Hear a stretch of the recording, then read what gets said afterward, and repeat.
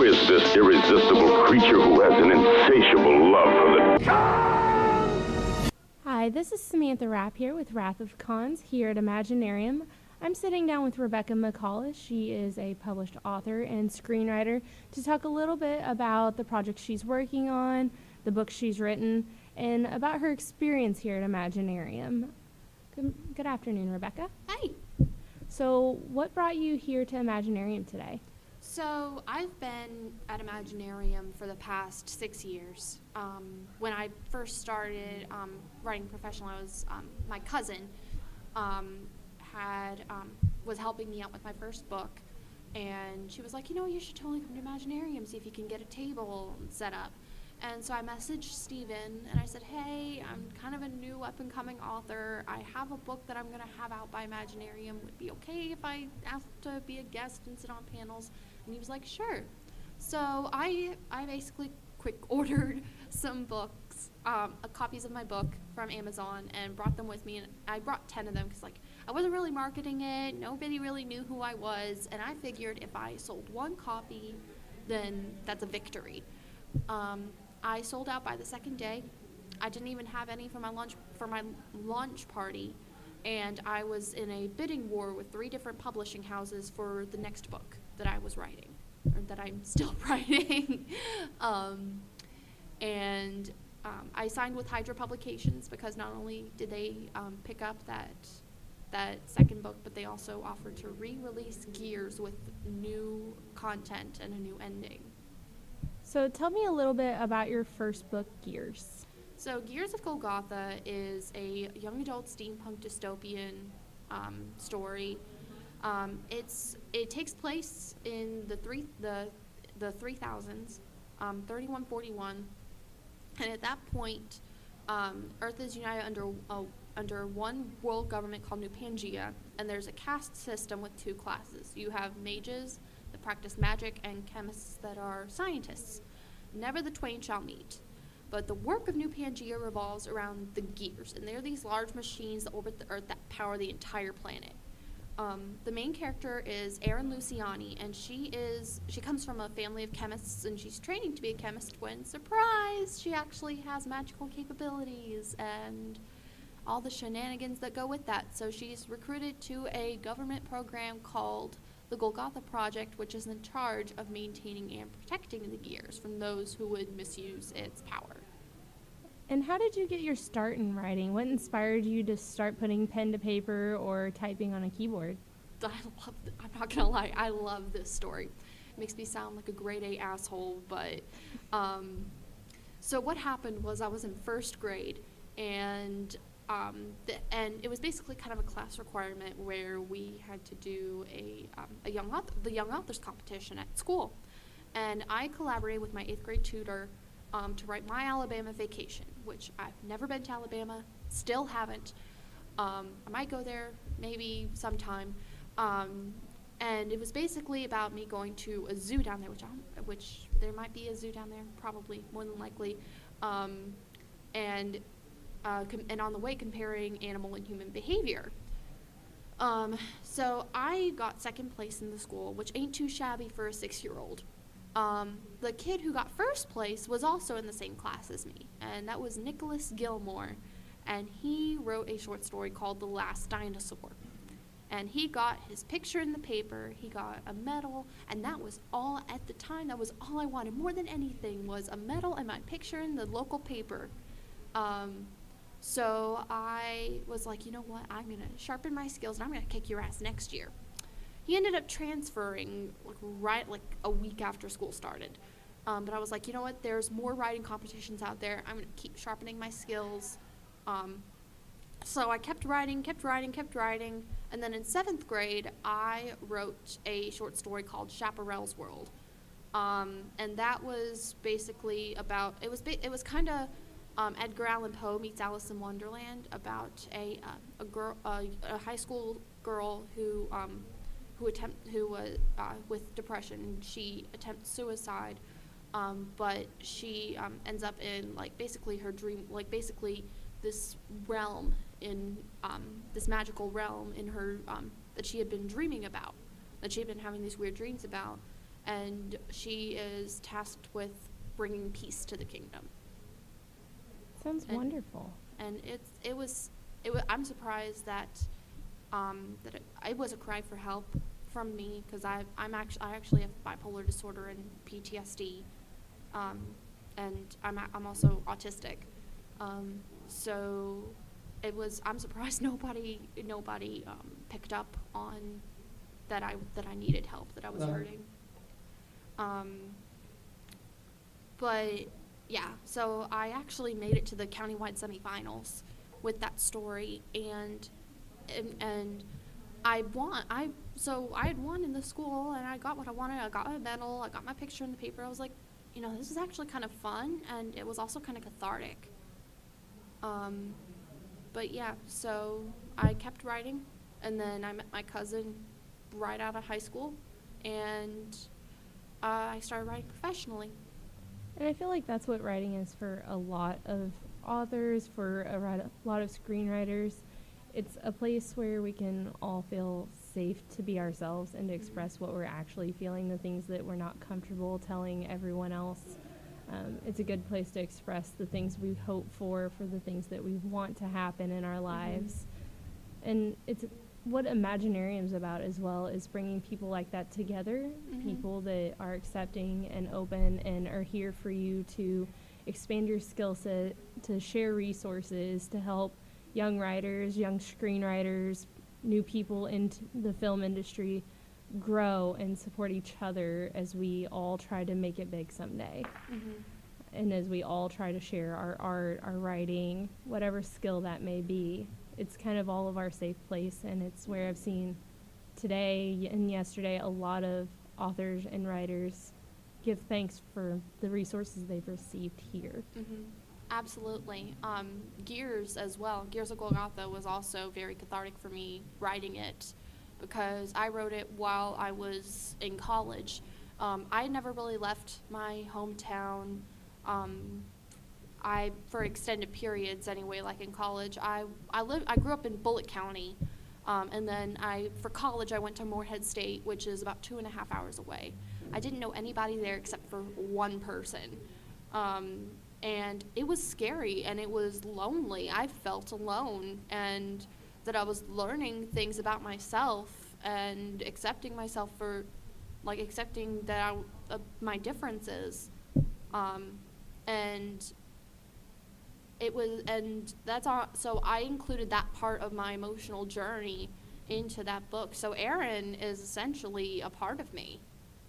Absolutely. It's actually something I'm working on as I start writing my first book, is kind of explaining the emotional journey as I grew up, because I grew up in a similar location to you. It was extremely rural, very traditional community.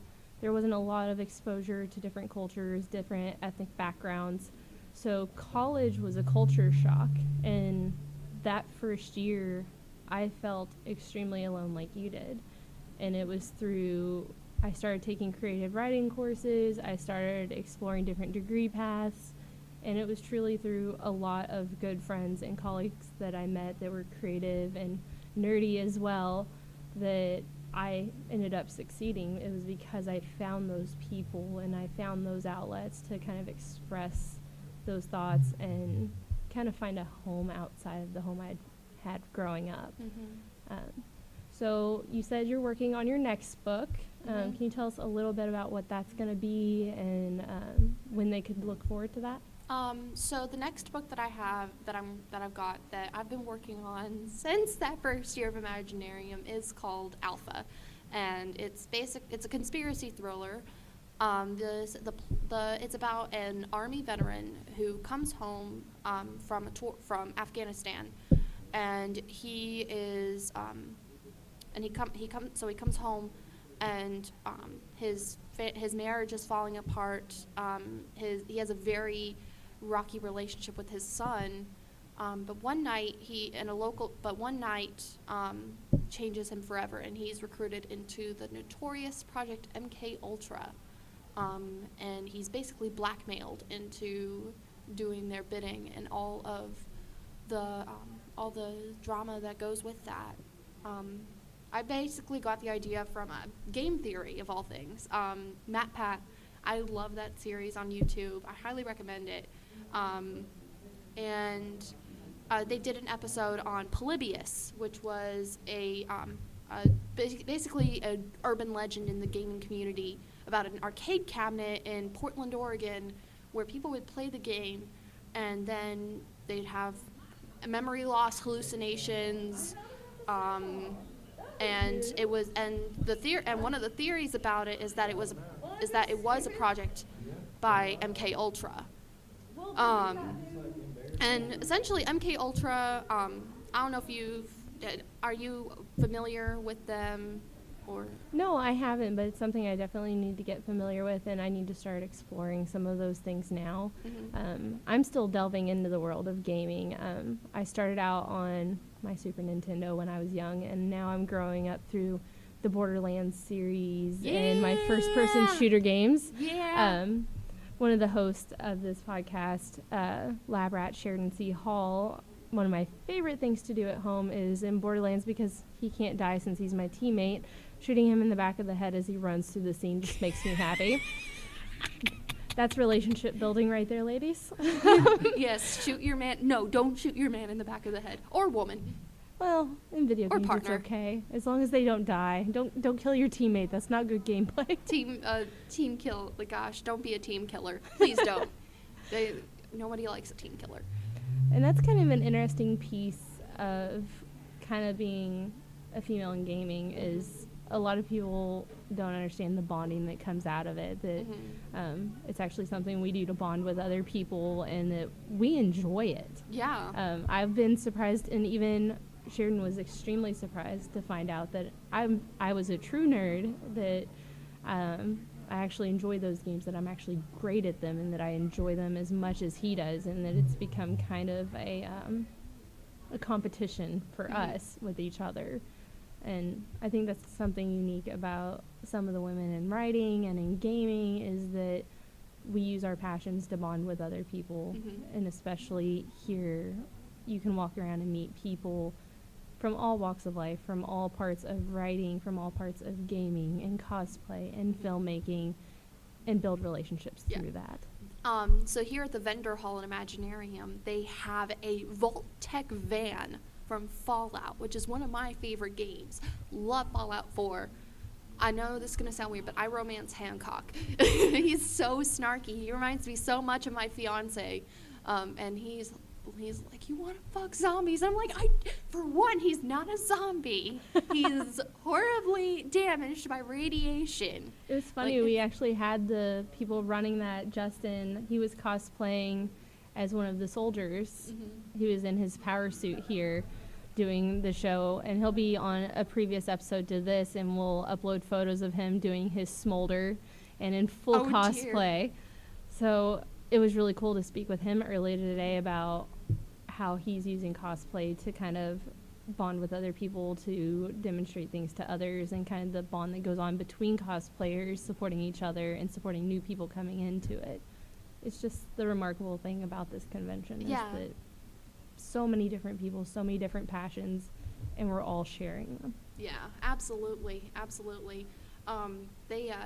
There's a voice actor who did work on Fallout, and he did a ghoul voice, and like he was doing a ghoul voice, and I freaked out. I flipped my shit because it was cool. Like, it's one thing to hear it through a speaker, but it's another thing entirely to hear it like in real life. And I flipped my shit and totally embarrassed myself. I tend to freak out. It's kind of embarrassing. I also have a history of passing out at events like this. Back when I first started, I would be so dedicated at sitting at my table, and I'm like, okay, I can't eat, I can't leave at all. I can't even leave to eat. I can't leave to go to the bathroom. I can't do nothing. Here's a little tip, ladies and gentlemen and others, in the words of Glass Reflection. Don't leave your table if you have to. It's okay. Because one time, it was years ago at Fandom Fest, when that was still around, and I was pitching my book to somebody to possibly buy it, and I passed out in the middle of my pitch. 1 minute I'm talking about the gears, and then the next minute I'm like, I'm on the ground, and I'm like, what happened?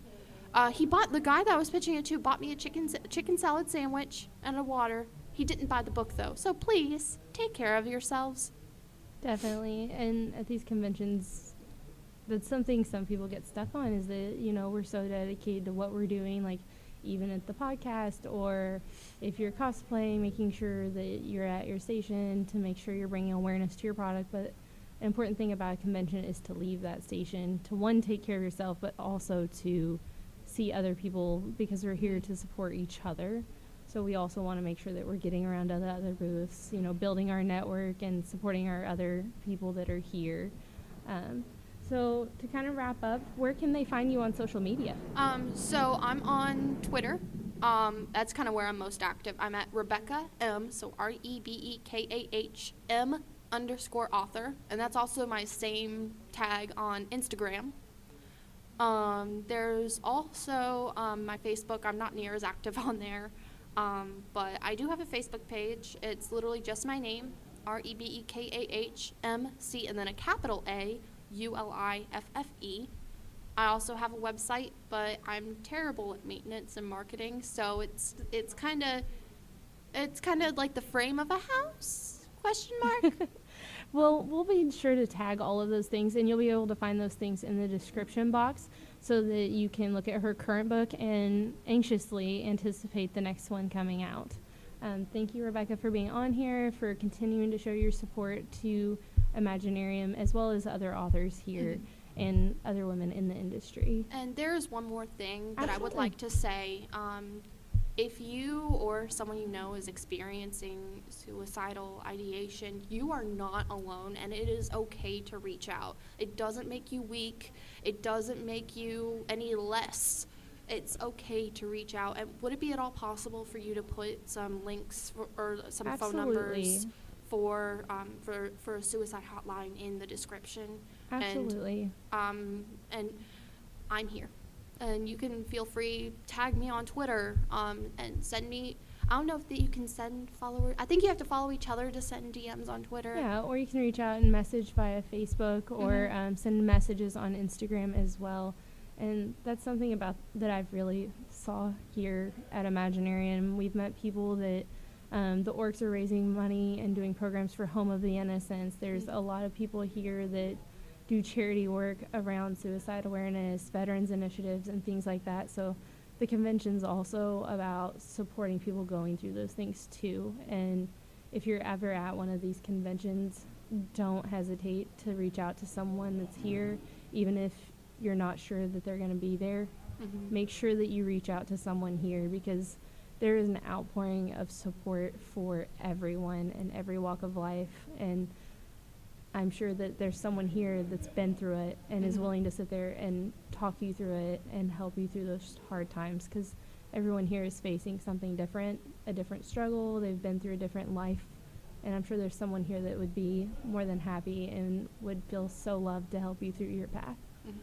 Absolutely. But thank you so Thank much. you. Thank you so much for being here, for being a part of the convention, and for taking the time to get to know me and to get to know other people here and support them in their journeys as well. Yeah, I look forward to. If you have a PS4, I look forward to playing with you on Borderlands 3. Absolutely. We're finishing up Borderlands 2, and then we're going to get on Borderlands 3. Gamer tag is Lionscribe. Lionscribe. All right. I'm a Ashes 2 Fox, like Ashes, and then the number 2, and then Fox, like Harry Potter. Awesome. Although I feel like, although looking back, I wish my gamer tag would have been Give No Fox. It was a lost opportunity. It was. Well, we're going to wrap up here today. Again, thank you so much for being on the podcast with me. This is Samantha Rapp with Wrath of Con signing off. Bye.